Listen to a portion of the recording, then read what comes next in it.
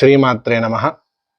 ఈ మధ్యకాలంలో వ్యాపారాలకు ఏ అక్షరంతో పేరు పెట్టుకోవాలి, పుట్టిన పిల్లలకి ఏ అక్షరంతో పేరు పెడితే బాగుంటుంది, ఏ అక్షరం సూట్ అవుతుంది, ఏ కలర్ బండి కొనుక్కోవాలి, ఏ నంబరు మన బండిపై ఉండాలి, ఇట్లాంటి ప్రశ్నలు చాలా ఎక్కువైపోతున్న ప్రస్తుత పరిస్థితులలో నాకు తోచింది నేను చెప్తాను.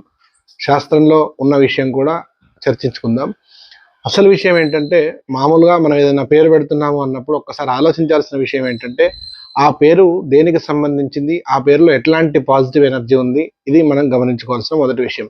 రెండవది, మనుషులకు పెట్టే పేర్లు కానీ, వ్యాపార సంస్థలకు పేర్లు పెట్టే పేర్లు కానీ, వీటిని మనం ఆలోచించి పెట్టాల్సింది. ఎందుకంటే ఈ ఆలోచన ఎట్లాంటి ఆలోచన ఉండాలంటే, ఒక పేరు పెడుతున్నాము అన్నప్పుడు ఆ పేరులో ఎట్లాంటి పాజిటివ్ వైబ్రేషన్స్ వస్తున్నాయి. రెండవ విషయము, ఆ పేరు కంప్లీట్గా పలుకుతున్నామా లేదా, అంటే సగం సగం పిలవడము, లేదా రెండు పేర్లు పెట్టి ఏదో ఒకటే పేరు పిలవడము, ఇట్లాంటి పరిస్థితుల నుంచి మనము కొంచెం గమనించుకోవాలి. ఎవరు పెట్టని పేర్లు నేను పెట్టాలని కోరుకోవడం కూడా చాలా ప్రమాదం. ఎందుకంటే ఆ పేరులో అర్థం మారిపోవచ్చు, లేదా ఆ పేరుకు అర్థం ఉందో లేదో కూడా కొన్నిసార్లు మనం తెలియక పెట్టేస్తుంటాము.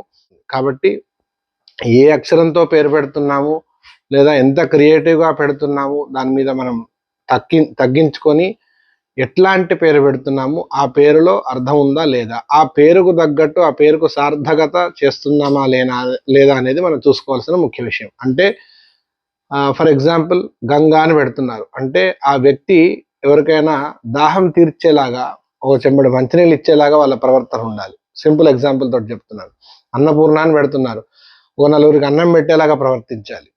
అట్లా మనం పేర్లు పెడుతున్న ప్రాసెస్లో ఏ అక్షరంతో ఏ తోటి పెట్టుకోవాలా, జే తోటి పెట్టుకోవాలి, ఇవన్నీ ఓకే, నేను దాన్ని తప్పు పట్టట్లేదు. కానీ దానికంటే ముందు ఏదో క్రియేటివ్గా అసలు ఎక్కడా లేని పేర్లు మనమే పెట్టుకోవాలి.